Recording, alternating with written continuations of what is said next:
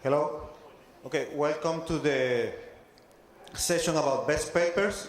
We have 3 papers in this session, 2 Best Student Papers Award and 1 regular paper.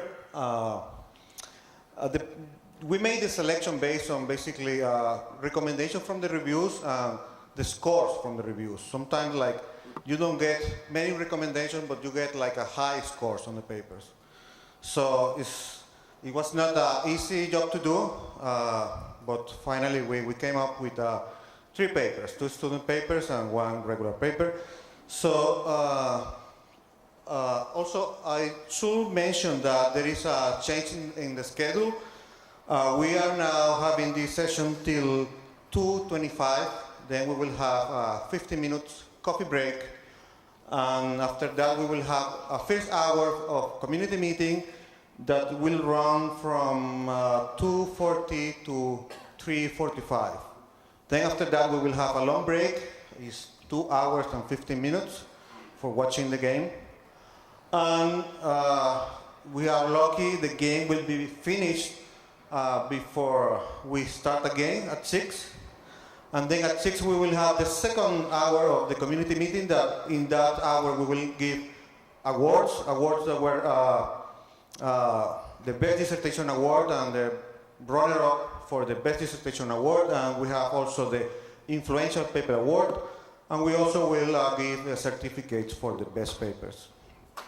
That will be from 6 to 7, and then you will have time to go to the room or go around, and then we will have the banquet at 8. So let's begin. The first paper is about temporal planning with preferences and time-dependent continuous cost by Jay Benton, Amanda Coles, and Andy Krols, presenting Jay Benton. Hi everyone, thank you for coming kind of early for this. So this talk is about handling handling planning problems where the make span doesn't actually equal the plan utility. So, and this is in the case of temporal planning. So for instance, in this example, I have a truck here that I want to deliver these packages of fruits to different locations. I have apples, oranges, blueberries, and I have an expiration date on all of those.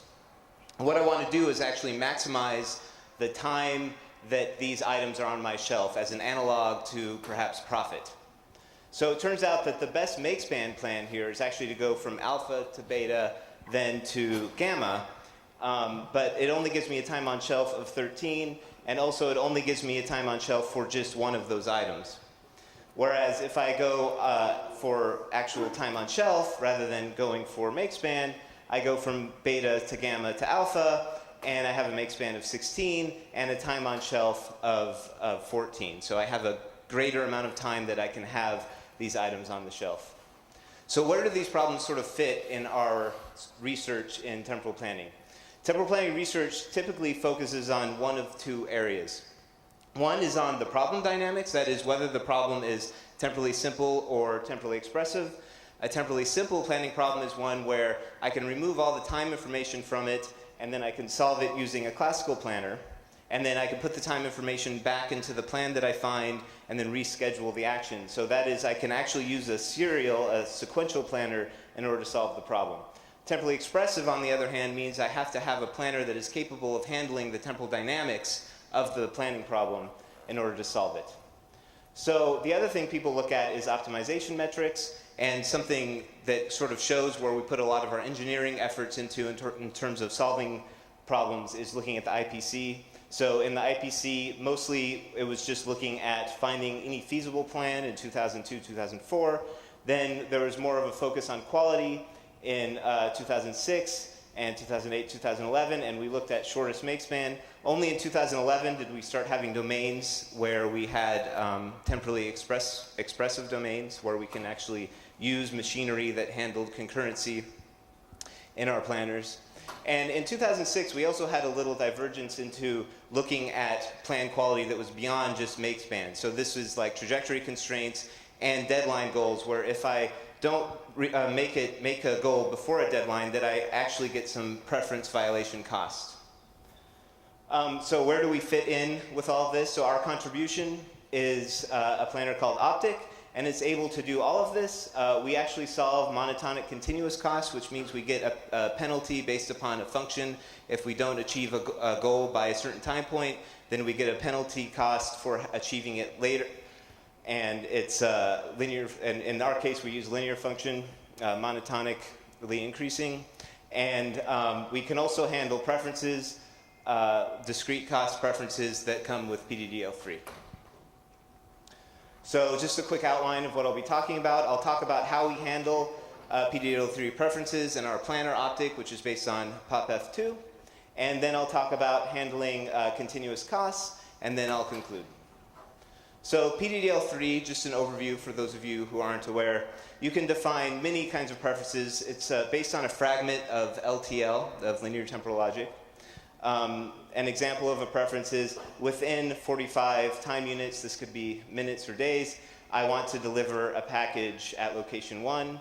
I can also have trajectory constraints where I might want to say sometime after I deliver package 1, then I want to deliver package 2, and I get some violation cost for these. So I name each of my preferences, and then I weight each of my preferences based upon how much I care about them.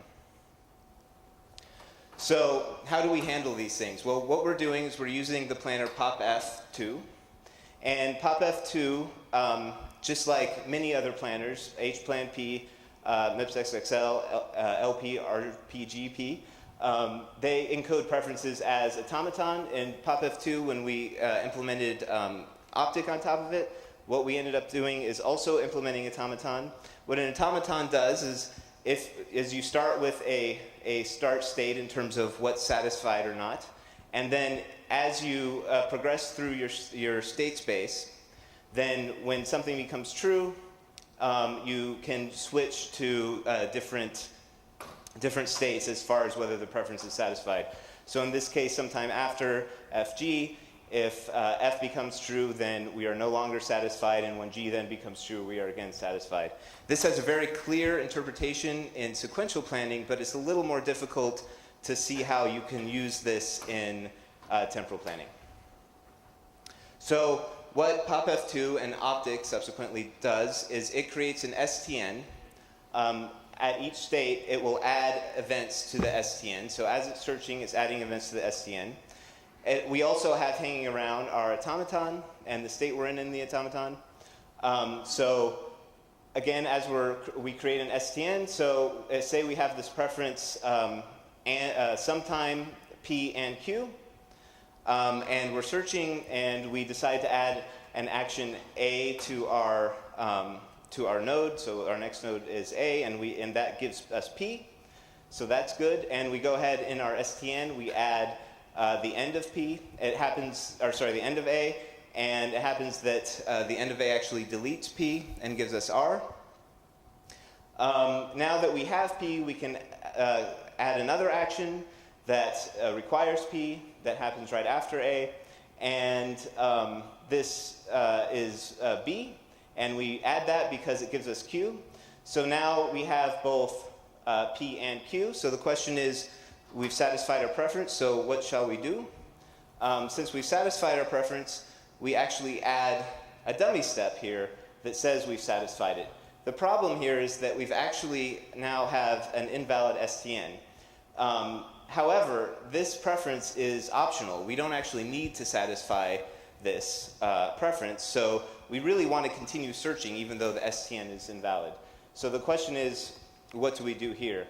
So we have a challenge of exactly figuring out how we can avoid backtracking and continuing to search, even though in our case the STN is invalid.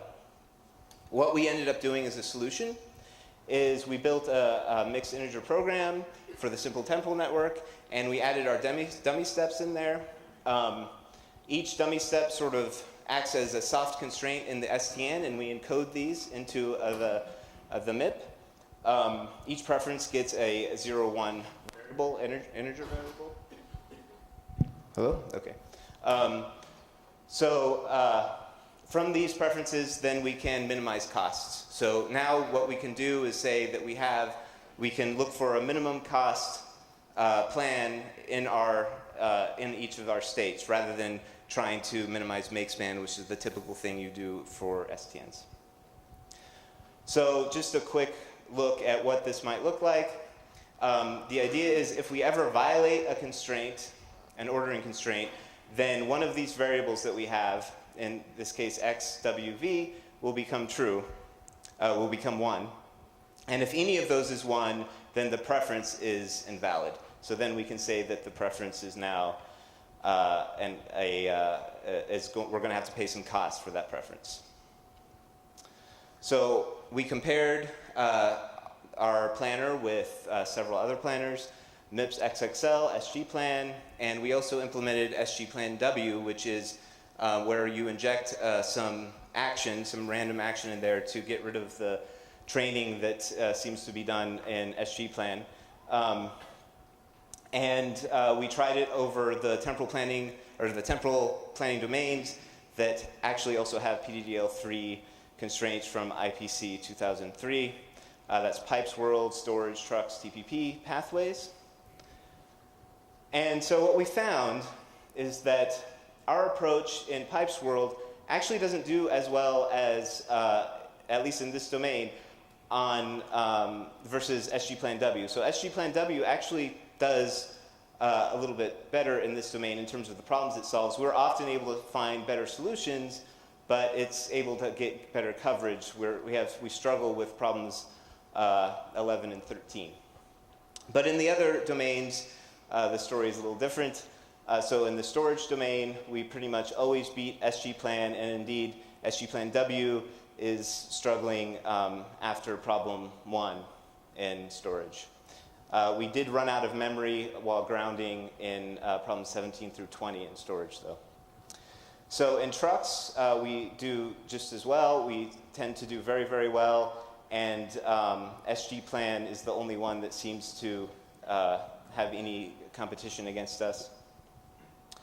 For TPP, we do quite well as also compared to SGPlan W, but again, SGPlan is able to find better coverage.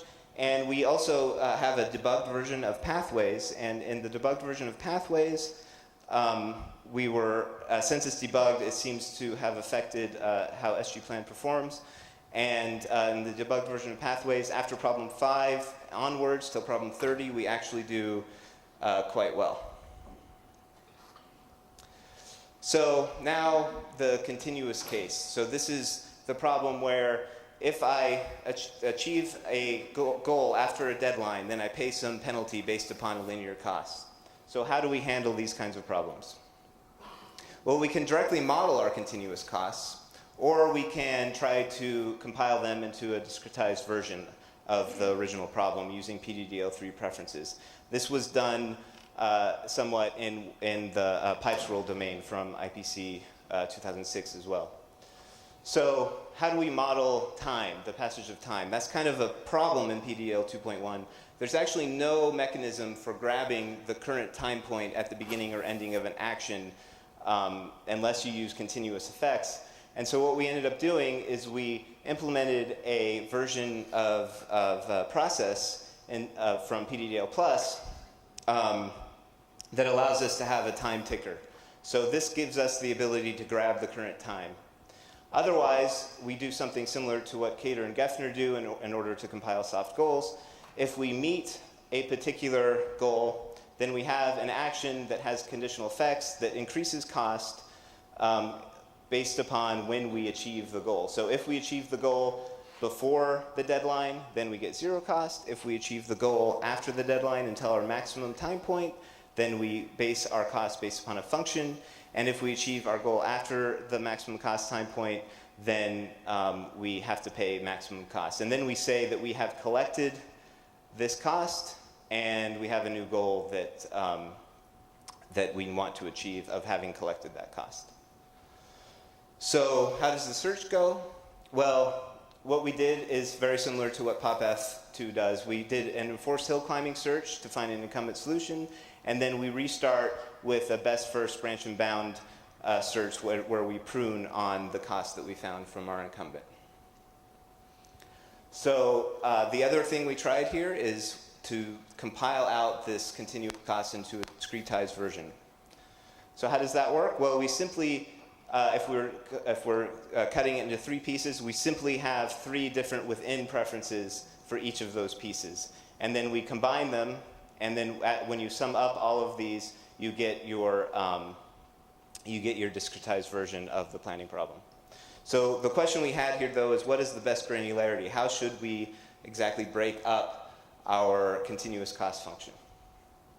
So when we were looking at this, what we discovered is that the discretized version of the planning problem actually has an advantage that we didn't expect. Maybe some search people might have expected this, but we didn't exactly expect this. So once we found a solution, what happened was the search ended up pruning away solutions that looked of the same. And in doing so, it sped up the search and allowed us to look for a better solution. So we would find then this solution, and so it would increase. But the problem is that we would miss this better plan, so we wouldn't get the same incremental behavior, but we would actually end up getting better solutions. We would have big jumps in solutions. So we have 2 contenders here. We have a continuous approach and a discretized approach. The continuous approach gave us more accurate solutions. The discretized approach looked at things, had a faster search and gave us bigger jumps in quality. So what we did is we tried to merge the 2. We implemented what we call a tiered approach. And what a tiered approach does is it allows us to find a first solution value, and then using that solution value, we actually prune based upon that solution values in half. So essentially, if we have a value of 128, then we start actually pruning from 64, and we search for 5 minutes, and then switch to pruning at, in this case, it's 96, and then we continue this 4 times until we're now again searching on the original continuous version of the planning problem. So we compared our approaches, running directly on the continuous model and on the discretized model, and also our tiered approach. With the discretized model, we used splitting each cost function into 3, 5, and 10 parts. We generated 3 continuous cost domains because there's actually no benchmarks right now that we're aware of that would allow us to test our method. So we generated our own domains, an elevators domain, OpenStack's domain, and a crew planning domain. And in elevators, it turns out that actually, at least the way we set up the problem, that minimizing makespan turned out to do quite well, and it's about equal to our continuous tiered approach. Splitting into parts didn't do as well, at least splitting into 3 parts. In crew planning, what we found was that minimizing makespan in some cases did just as well, but actually our continuous tiered approach did much better. And the sort of real winner is in OpenStack's, where the minimizing makespan really didn't do well at all. And splitting into pieces also tended not to do as well, except for when we split into 3 occasionally, it worked well. And the continuous tiered approach we had actually really seemed to beat overall everybody. So what we have now is a state-of-the-art planner that is capable of handling PDDL3 preferences. It's a temporal planner, and it's capable also of solving temporally expressive planning problems. It handles monotonic continuous cost functions as well, which is something new.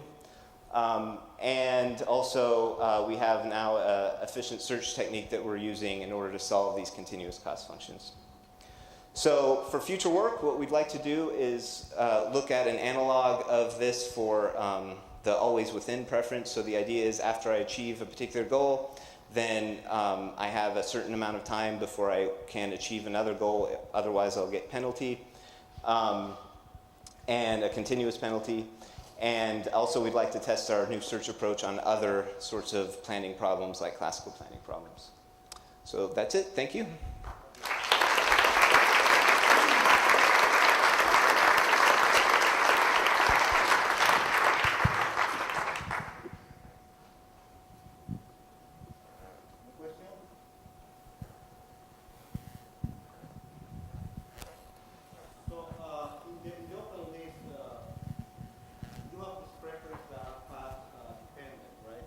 Yeah. Trajectory dependent. Yes. So in the open list, you might find a new node that is already in the open list. So you need to insert this node again. So you will have duplicates, right? Yeah, there are duplicates. So what is the impact of that? Have you? I'm not sure. This is more of a POP-F kind of question, I think, in terms of whether the duplicates actually affect the search. I haven't studied that myself. I'm not sure if Amanda or Andrew have looked at that. So we do have to keep more duplicates, but that's fine. There's not a lot we can do about it, because in the case, the permutation of starting and ending actions might actually matter. We tie break by preferred cost, so if we get to the same state, but we have a better preference cost second time round, we will expand that one first. So can you detect, like when you see the problem, the input problem, can you detect in which cases you might eliminate things from the open list? we're actually working on that right now. It's not implemented in this work, but it's something we've come across in a paper that Kevin will be presenting tomorrow as well. The planned permutations really kill us. So yeah, it's something we're working on.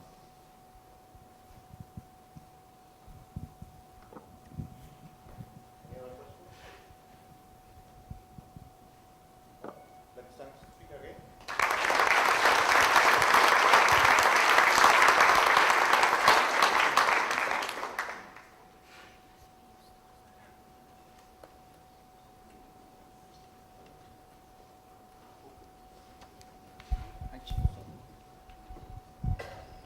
Okay, the next paper is about on computing conformal plans using classical planners, a generate and complete approach. And the paper is by Kong Nguyen, Bien Tran, Tran Can Sao, and Enrico Pontelli. And it will be presented by Koi. Thank you for the introduction. So the take-home message is that we develop a novel approach to conformal landing. The approach is actually very simple, and the plan based on this approach reduce very good performance. It can show 93% of all the benchmark instance compared to the best 58% of state-of-the-art landers. So the outline of my talk is that first I will introduce conformal landing problems, then I will discuss the intuition and describe the details of my approach. Then I will show the result and the conclusion. So, conformal landing problem is the landing under uncertainty and no observation. And in this article, we assume that the only source of uncertainty comes from the incomplete initial state.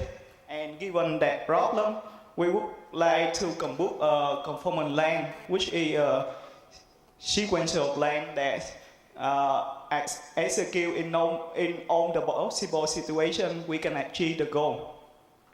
Formally, we can define that by a for tuple FOIG, where F is a set of proposition, O is a set of operator, and I is the incomplete initial state, G the goal. And given that, we would like to compute the conformal land as we described in the reverse slide. So to give a basic idea of conformal landing, consider the problem that we had two rooms, A and B, and we have a vacuum cleaner that can move between the two rooms and suck the dirt to clean the room if the room is not clean already. And at the beginning, we know that the vacuum cleaner is in the room A. And we don't know if room A is clean already or not. We don't know if room B is clean already or not. But we want to clean both of them. And given that problem, even if we know that there is uncertain information, we can assemble a conformal land that achieves the goal as the following. First, we use the vacuum cleaner to suck the dirt to clean the room A. So now we know room A is clean. And then we move the vacuum cleaner from this room to room B. And then here perform another search action to link the room B, and then we can have the conformant length that achieve the goal for all the possible cases. So basically we can view conformant landing as a belief state-based search, and this is also the state of the approach until now. And what is belief state-based search? Because we had uncertain information, so we use a belief state, a set of state, to represent all the possible cases that we can have, and then we search in the belief state base to find a conformant length that transforms from an initial belief state to a goal belief state. A brief review about the reverse work in conformant landing is more of the works you belief state-based search, but there's some other approach you approximation and translation, but we won't go into the detail. The other approaches is use possible work approaches, and we will see in the article we mostly focus on belief state-based search and possible works approaches. So the challenge of the conformant landing is that we have a huge amount of uncertainty, and this can be summed up as the following. Consider that we have a landing problem with n fluence. In lexical landing, we would have 0 and no fluence. So we already know that we only have one initial state, and the size of the state base in lexical landing is 2 to the n. But in conformant landing, we have k and no fluence. So we would have the number of possible initial words is 2 to the k, and the size of the belief state base is 2 to the n, which is a very huge number. And searching in this state base is somehow ineffective, and we try to avoid that. So in this talk, the intuition of our approach is that we want to try to find an alternative approach to the belief state-based search. And basically, what we try to do is we will view conformant landing problems as a set of lexical landing problems. So because the amount of information is huge, we don't try to search in the beliefs state any longer, but we try to relax and look at it as a set of different set of lexical landing problems, and we explore the possible interactions between the lexical problems. There are some people try to do that before generate and test approach and fragment approach, but until now this kind of approach is not as competitive as the belief state-based search. And in my opinion, they run into two problems. The first one is that, as we already know, the number of possible words is also an exponential number. And the second one is that they don't have an effective method to exploit the interaction between the possible words. So we try to answer these two questions, but first we will show that it's possible to find a conformant length without search in the belief state base. So the method is we will try to motivate our approach in the vacuum linear situation. So the vacuum linear, we had two possible the one is at both square link, and the other is that only A is dirty and only B dirty, and the last one is that both square are dirty. So we look at different lexical problems and we solve them one after another, then try to assemble the plan instead of trying to solve all of them at once. And what we do is, for the first case, well, actually the goal is already achieved, so we have empty land, we don't need to do anything. The second case is that the room A is dirty, and we have the vacuum linears at the room A, so we perform the search action to link it. The third case, when we had the room B is dirty, then we move the vacuum cleaner from A to B and insert the room B to clean it. However, the important thing is that if we keep doing solving each different problem, then we would never come to a conformant length. So we need to keep the reverse length in mind. So we keep the length from the reverse work here, and we assemble the plan of sub move A, B, and sub. And in the last case, because we check that both square dirty, but the length from the reverse work already covered for this case. So we get the conformant length of circ, move A, B, and circ. So our approach, actually, we try to answer the question of the two questions that we raised before. The first one is the number of possible work is huge, and fortunately there are some techniques to solve it before. There's one of that is called one-off reduction that try to reduce the number of possible works that we had to consider, and we apply that. This is not something new, but we just apply that, and it's already in conformant landing. So in the vacuum cleaner work, we have 4 possible state initial situation, but after the one-off reduction, we can just reduce that into 2, because we can see that the first case and the last case, we don't need to do anything. So by reduce that, we can consider a smaller number of possible initial situations. The second question is how to exploit the interaction between possible works efficiently. And this is also the key idea of our approach, is that we will generate and complete it. So consider the extreme case that we only have 2 possible work, and we get the plan for the first one. Then how do we modify it to obtain the plan for the second one?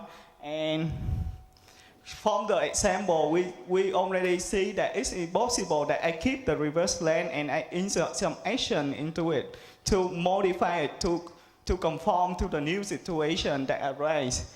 And the design to insert the action is that we try to achieve the goals for the new possible works, because the reverse length may not take into account of the new possible situation.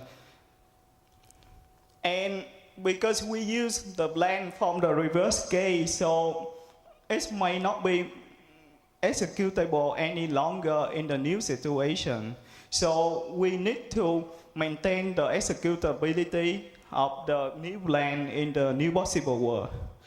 And if we keep adding some actions into the land, in the end we may never converge to a conformant land. So we need to check that the land works in both cases. So we decide to maintain that the new lands also maintain the same effects in the both works.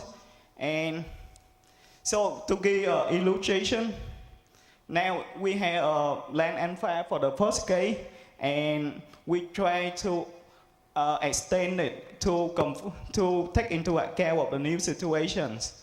And how do we do it? We run along the first land until we cannot execute any longer. And at this point, we see that the action at A somehow it does not perform as we expect. And the reason it does not perform maybe because the precondition is broken, so it's no longer executable in the new world, or because the effects that we want it to happen now do not come because of the new situation. So we call a lexical planner here to maintain the precondition and the effects of A in the new world, and then we continue this method with the rest, the remainings of the land. So if we fail here, we come back and generate a new plan for the first situation. Another consideration is that if we extend the plan and in the end we do not reach the goal that we want to, then we have to add another goal to make another goal to a lexical plan to achieve the goal in the new world. And similarly, if we fail here, we have to go back to the first world to generate a new plan. So the basic idea is very simple. Now we generate the plan M50 for the first world, and then we go on keeping the plan and try to complete that for all the possible situations, and we go on until the last case, and if we test if that is conformant land, then we return it as a conformant land. However, in this case of completion, we may fail to complete that because maybe the plan is not possible to complete, or because of our completion does not consider all the possible methods of completion. So if there's some failure here, we decide to go back to the first world and call the planner to generate a new land for us. And that is the generate and complete approach. And the advantage of our approach is that now, basically, we search in the state base instead of the belief state base, and we break the process of computing a conformant length into many small problems of lexical planning. And these are like potentially easier to solve. And by doing that, we can exploit the advantage of lexical planners. We know that our approach is very different from the translation approach of T0, because T0 try to add some more fluence into the problem and translate the conformant landing into a different lexical planning problem that may also have a huge size. And we now try to blend in the original state base of the problem. The disadvantage of the approach is that because we use a ready method, so we have some sort of incompleteness. Basically, the idea is that if the lexical planners can return all the possible plans of the world, then in the end, even if the completion method does not work, then the generate method will generate just the conformant land and we get it. But however, lexical planners are not designed to get all the possible land, but only some subset of possible land. So we don't have a complete method, but we have some kind of weak complete. And you can check the theorems in the paper. So the result is we implemented our algorithm on top of lexical planner Llama 2008, and we named it GC Llama. And we compare that to the rebased state-of-the-art conformant landers. CBAH and T0 are the winner of the last two competitions. And DNF is a new lander come in 2009. And this outperforms on the other lander, so we don't compare with other conformant landers. The benchmark includes 77 instances, and we collected from various sources. The timeout we set it to be 30 minutes. So the basic result is that the coverage, now we can solve 93% of the problems compared to the base of DNF only 58. And more than that, we are able to solve many problems that no other planners were able to solve before on this, not only this relander, but on other planners in their report. And to look a little bit more into detail, here is the number of problems solved in some domain, and basically we always the one solve the most in all the domains. And in some cases, the difference is really huge. For example, the short num here, we solve 25 problems, and the second one only come up with 7 problems solved.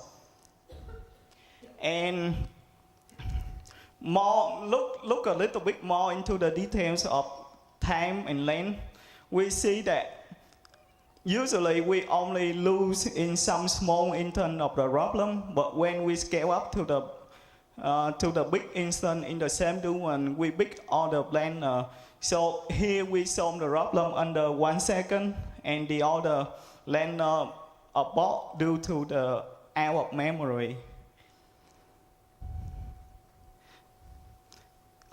We also test with finite state controller domains, which is the domain where we apply conformal landings at the application, and the result give a very positive indication that now we can apply conformal landing to all the fields.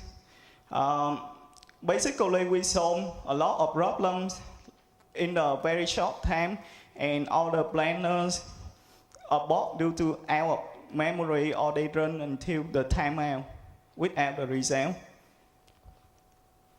So in conclusion, we developed a novel approach to conformal landing, and the approach is very simple, and we also can exploit the best lexical planners, and based on that approach, we developed a conformal land called GC Lemma, and it has a very good coverage and excellent performance. So in the future, we would like to apply conformal landing to other areas. For example, like the cellular automata or the contingent landing problem. We also want to investigate on the ordering of the possible words, because if right now we choose arbitrary ordering for the completion method, and we want to find out if we choose different orderings, how does it affect our algorithms. And as we mentioned already, we have some sort of incompleteness in our approach, but basically, as I see, there is possibility to enhance the algorithm and make it a complete algorithm. So, thank you for listening.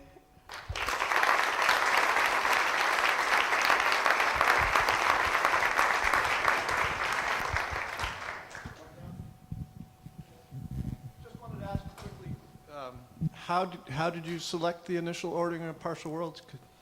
From now, I just take the BDDL file, whatever order they have, and I put there. But as I already say, the ordering, I observe that it may have an effect on the performance. But for now, we didn't do any complete experiment on that, so I don't know. But random, most of you can say that. Yeah, I have the mic. So, 2 questions. One, given the very impressive performance, just want to make sure before I'm going to drink him, be happy. The plans that you have generated, have you verified them even by hand? Like, can I be sure that these are conformal plans?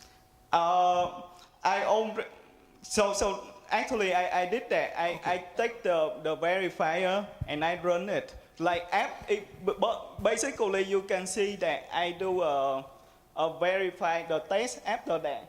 In the algorithm, I already did. Each classical plan you verify with verifier? No, I only verify in the end, because to not waste the result. Because basically you can see that.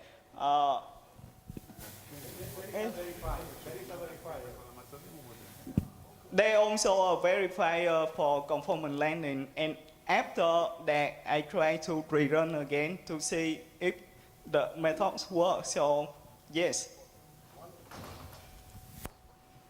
Now I have the mic.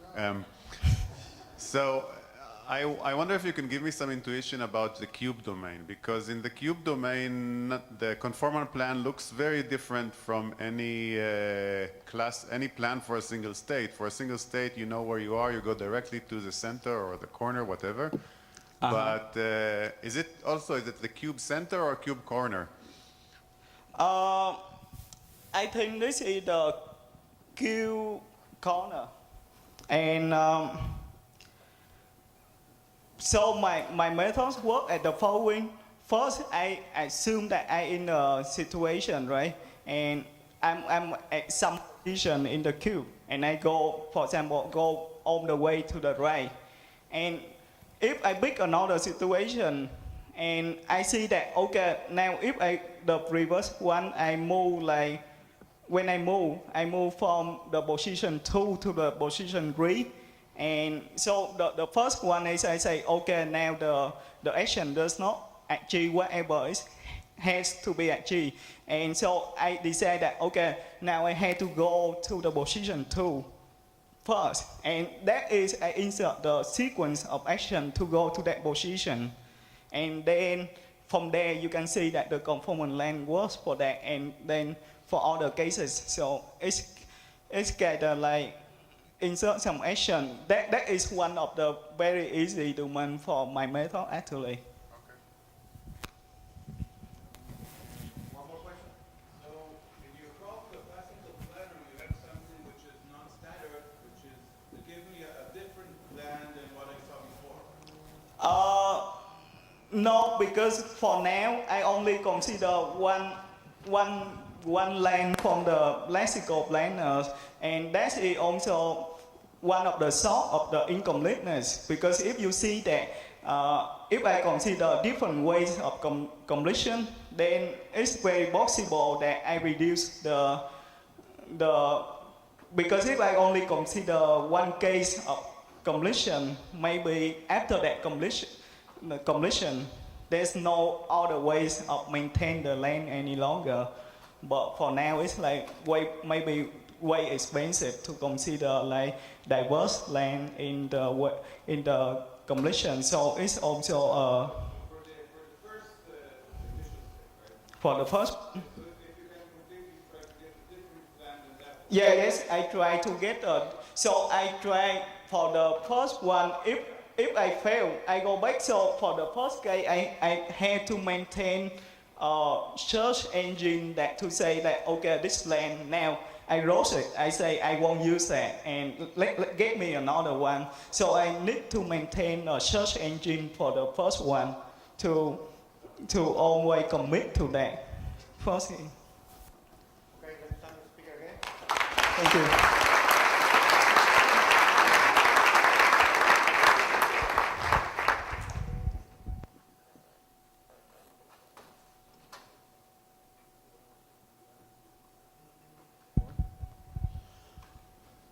Okay, so the last paper is a regular paper.